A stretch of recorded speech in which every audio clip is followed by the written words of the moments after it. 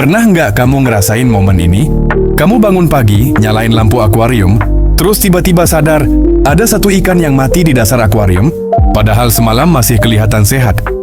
Kamu cek airnya, kamu cek filternya, masih jernih, masih nyala. Bahkan mungkin kamu baru saja ganti air beberapa hari lalu. Tapi tetap saja, ikan mati satu persatu tanpa alasan yang jelas. Di titik ini, banyak orang mulai menyalahkan ikannya. Dibilang ikan lemah, dibilang kualitasnya jelek, atau bahkan menyalahkan toko tempat beli ikan. Padahal kenyataannya, di banyak kasus, ikan bukan penyebab utamanya. Masalah sebenarnya ada di sesuatu yang tidak kelihatan, tidak berbau, dan sering diabaikan oleh pemilik akuarium. Air yang terlihat bersih belum tentu aman, karena di dalam air itu bisa saja ada racun mematikan yang bekerja pelan-pelan merusak tubuh ikan dari dalam. Racun ini tidak membuat air keruh, tidak membuat air bau, tapi efeknya sangat nyata. Ikan stres, susah bernapas, dan akhirnya mati tanpa tanda perlawanan. Semua ini berkaitan dengan satu hal penting yang menjadi pondasi utama akuarium sehat. Namanya adalah nitrogen cycle. Nitrogen cycle bukan teori rumit untuk orang laboratorium. Ini adalah proses alami yang menentukan apakah akuarium kamu akan stabil dan aman atau justru jadi tempat beracun bagi ikan. Di video ini, saya akan jelaskan nitrogen cycle pelan-pelan dengan bahasa yang mudah tanpa istilah ribet supaya kamu benar-benar paham. Kalau kamu pemula atau pernah gagal memelihara ikan, video ini penting buat kamu. Karena setelah paham nitrogen cycle, cara kamu merawat akuarium tidak akan pernah sama lagi. Sekarang kita masuk ke bagian paling dasar. Bagian yang sering dianggap sepele, padahal justru menentukan hidup dan matinya ikan. Bagian ini bernama nitrogen cycle. Nitrogen cycle adalah proses alami yang terjadi di air, bukan hanya di akuarium, tapi di semua wadah yang berisi air dan ikan. Proses ini berjalan terus, baik kita sadari maupun tidak. Banyak orang mengira nitrogen cycle itu hanya istilah khusus untuk akuarium hias. Padahal kenyataannya, ikan di galon, di box styrofoam, di ember, atau di kolam semen, semuanya tetap mengalami nitrogen cycle. Selama ada ikan yang bernapas, makan, dan menghasilkan kotoran, selama itu pula limbah akan terbentuk di dalam air. Dan setiap limbah pasti memicu proses nitrogen cycle. Masalahnya, banyak pemula tidak menyadari hal ini. Air terlihat jernih, ikan masih berenang, lalu mereka mengira semuanya baik-baik saja. Padahal proses berbahaya sudah mulai berjalan. Nitrogen cycle bekerja seperti sistem pengolahan limbah. Bedanya, sistem ini tidak terlihat, tidak berbunyi, dan tidak memberi alarm peringatan. Tapi efeknya akan terasa langsung ke ikan. Kalau sistem ini belum terbentuk dengan baik, limbah akan berubah menjadi racun. Dan racun ini tidak menunggu lama. Dalam wadah kecil seperti galon atau styrofoam, efeknya bisa muncul jauh lebih cepat. Inilah kenapa banyak orang merasa, padahal kemarin masih hidup, kok hari ini mati? Bukan karena ikan tiba-tiba lemah, tapi karena sistem airnya belum siap. Nitrogen cycle membutuhkan waktu. Bukan hitungan jam, bukan 1 atau 2 hari, tapi hari demi hari, sampai air benar-benar stabil untuk kehidupan ikan. Di proses inilah, bakteri baik mulai tumbuh dan bekerja.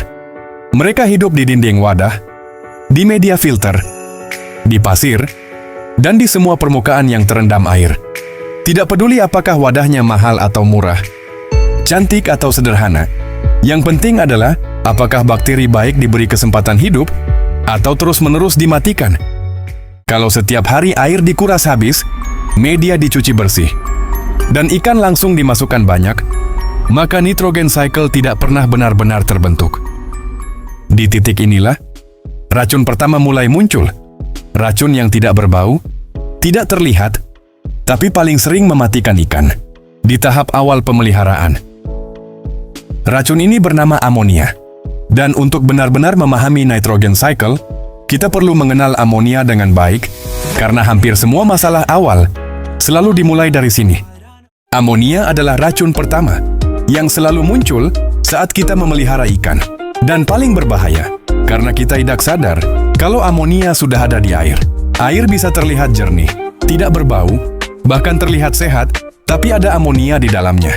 Setiap kali ikan bernapas, setiap kali ikan makan, dan setiap kali ikan buang kotoran, amonia langsung dilepaskan ke dalam air.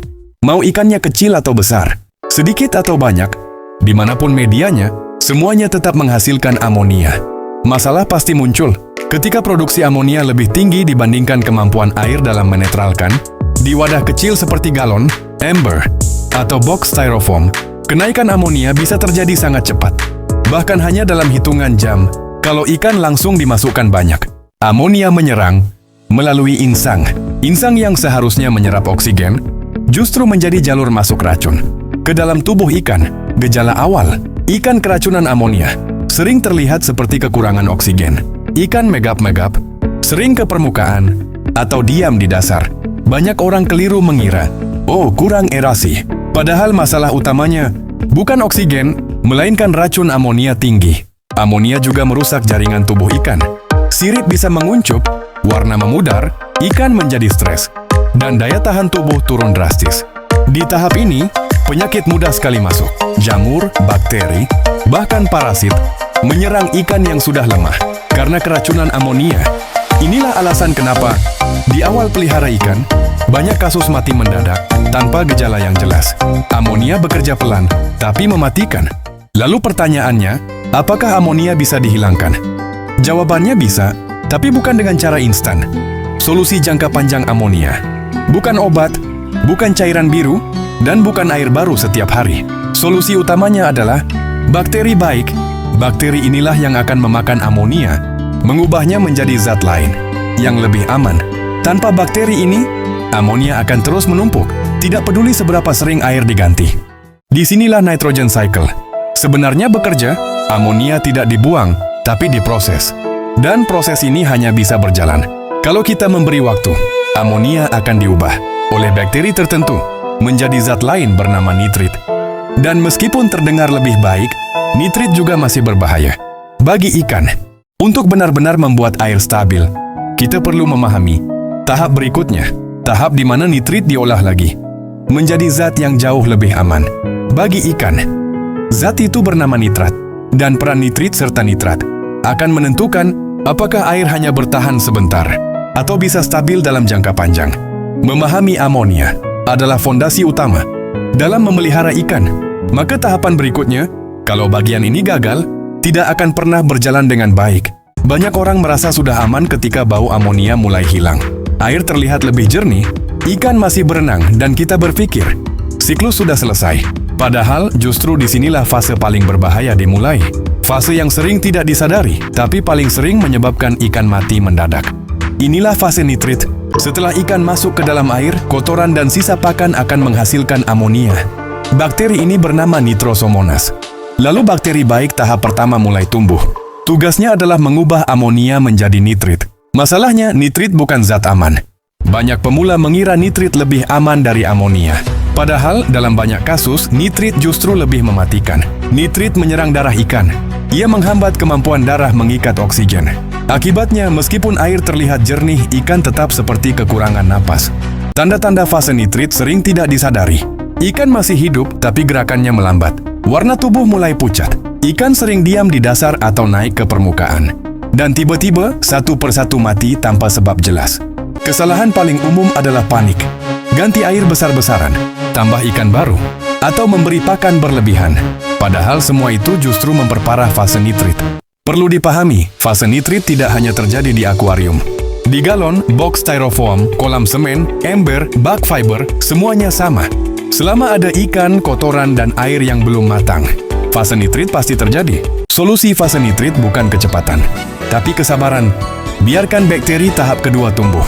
Mereka akan mengubah nitrit menjadi nitrat, zat yang jauh lebih aman. Dan disitulah siklus mulai stabil. Setelah melewati fase paling berbahaya, yaitu nitrit, air mulai terlihat lebih stabil. Ikan tidak lagi megap-megap. Dan disinilah banyak orang merasa akhirnya aman. Sebagian benar, tapi belum sepenuhnya. Karena sekarang kita masuk ke fase nitrat. Ketika bakteri tahap kedua mulai terbentuk, mereka akan mengubah nitrit menjadi nitrat. Bakteri ini dikenal sebagai nitrobakter atau nitrospira. Inilah tanda bahwa nitrogen cycle mulai matang. Nitrat adalah hasil akhir dari limbah ikan. Nitrat jauh lebih aman dibanding amonia dan nitrit. Ikan bisa hidup normal meskipun ada nitrat di dalam air. Itulah sebabnya ikan terlihat lebih aktif.